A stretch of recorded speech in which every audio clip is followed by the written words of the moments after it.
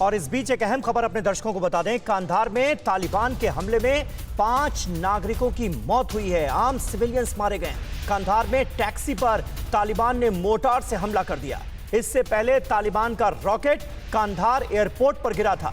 तालिबान का 193 जिलों और 19 बॉर्डर के इलाकों पर कब्जा हो चुका है। ये अफगानिस्तान की सरकार का ऑफिशियल बयान है। यानी अफगानिस्तान की सरकार खुद ये मान रही है कि अब 193 जिले तालिबान के कब्जे में आ चुके हैं और 19 बॉर्डर वाले इलाके हैं जिन पर कब्जा हो चुका है तालिबान का। ये बड़ी जानकारी इस वक्त सामने आ रही है और हमारे जाबाज रिपोर्टर सुमित चौधरी और कैमरा पर्सन वीरेंद्र मौर्य लगातार खतरों के बीच रिपोर्टिंग कर रहे हैं। देखिए ऐसी ही एक और जाबाज रिपोर्टिंग की मिसाल ग्राउंड जीरो से। हम लोग हालांकि अभी उस जगह से निकल आए हैं, थोड़ा सा आगे की तरफ, मैं और मेरे कैमरा पर्सन वीरेंद्र मौर्य। लेकिन जिस गाड़ी में थे, मैं जरा उसकी हालत आपको दिखा दूं। चारों तरफ से इस पर भयंकर फायर किया गया था। हैवी गाड़ी है, लेकिन अगर आप पहाड़ी इलाका देखें, चारों तरफ पहाड़ियों से घिरा है। कहीं पर तालिबान बैठा है और कहीं पर अफगान फोर्सेस उनको रीगेन करने की कोशिश कर रहे हैं। आप देखें चारों तरफ आपको इस गाड़ी पे फायर ही फायर नज़र आएगा। ये ड्राइवर है हमारे जो गाड़ी चला रहे थे, हमें दिखा रहे हैं कि कहाँ कहाँ फायर आया। एक फायर इधर आया, 2-3 हमारी तरफ आए फायर। ये देखिए, ये निशान है लगातार जो फायर हम पे किया गया। पूरी की पूरी गाड़ी के परखच्चे से उड़ गए हैं। और अभी किधर ये भी दिखा रहे हैं, ये फायर कर रहे थे, ये भी अपनी गन मशीन से फायर कर रहे थे हमें सेव करने के लिए। और ऊपर देखिए जहाँ से वो फायर किए जा रहे थे, गन मशीन उस चारों तरफ से, उस पर तो फायर ही फायर है।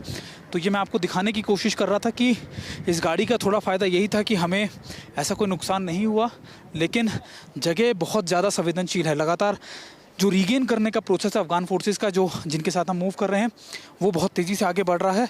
और इसी के चलते अब तालिबान बौखलाकर लगातार हर गाड़ी पे अटैक कर रहा है। और इन्हीं जद्दोजहद में वो अक्सर ना सिर्फ आईडीज़ का इस्तेमाल कर रहे हैं, भारी भरकम आईडीज़ का, बल्कि मशीन गन्स और दूसरी मशीन से अपनी गन से, राइफल से लगातार हर गाड़ी पर अटैक कर रहे हैं। हालांकि हमारे पास जो सेवेस था या फिर जो हमारे पास सेफगार्ड था वो ये था कि हैमवे गाड़ी है, चारों तरफ से बख्तरबंद है, इस पर आईडीज़ का और मशीन का उसका फायर का इतना असर नहीं होता है। लेकिन फिर भी हम लगातार इन जद्दोजहद से लेकर आगे की तरफ बढ़ेंगे, जहां पर ये सामने इनकी एक पोस्ट है, उस पोस्ट तक हमको जाना है और ये दिखाएंगे कि तालिबान उस पहाड़ी के नीचे बैठा है और ऊपर अफगान फोर्सेस कैसे उनको काउंटर कर रही हैं। राजन कुमार साहब, अब तो 193 जिला केंद्रों पर तालिबान का कब्जा हो चुका है। ये अफगानिस्तान की सरकार खुद मान रही है। इसके अलावा कई बॉर्डर वाले इलाके भी ऐसे हैं जिन पर तालिबान का कब्जा हो गया है। ये अफगानिस्तान की सरकार की तरफ से ऑफिशियल बयान में माना गया है। ये किधर जाते हुए हालात को नजर आ रहे हैं, क्योंकि तालिबान की नजरें तो काबुल पर हैं। ये मुझसे पूछा गया जी राजन जी बोलिए। हेलो, आवाज नहीं आ रही थी। राजन कुमार साहब, आप ही से सवाल था, जवाब दें।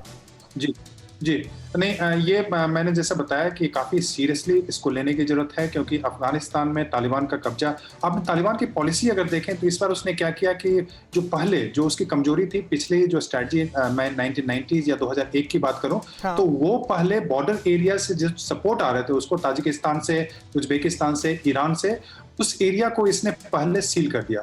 अब इनकी पॉलिसी है यह है कि जो अफगान फोर्सेस हैं या अफगान का जो जहाँ पे गवर्नेंस, उसको बाहर का सपोर्ट खत्म कर दिया जाए। वो जितने भी, अब चूंकि एयर सपोर्ट अमेरिका से मिल नहीं पा रहा है और जो एरिया है उधर उन्होंने आना, उनका इन्फ्लुएंस वहाँ पे कम कर दिया। तो उसके बाद वो धीरे धीरे जो होता है, एक चाणक्य की जो स्ट्रैटेजी होती है, पहले आप साइड से खाते हैं खिचड़ी को और फिर बाद में आप जो होता है सेंटर में जाते हैं, क्योंकि वो काफी गर्म होता है।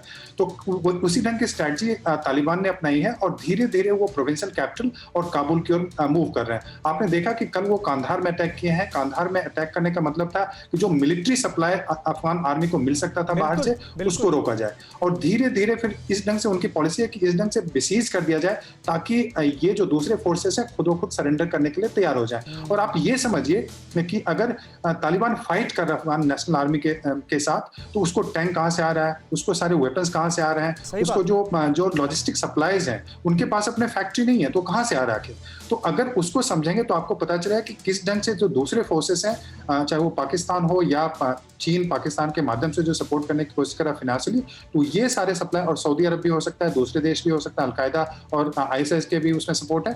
तो ये सारे सप्लाई जो नेटवर्क है उनके बने हुए हैं, जबकि जो अफगान नेशनल आर्मी के सप्लाई वो रुके हुए हैं। तो इस ढंग से हमें समझना पड़ेगा कि ये बहुत ही एक बृहत लड़ाई है।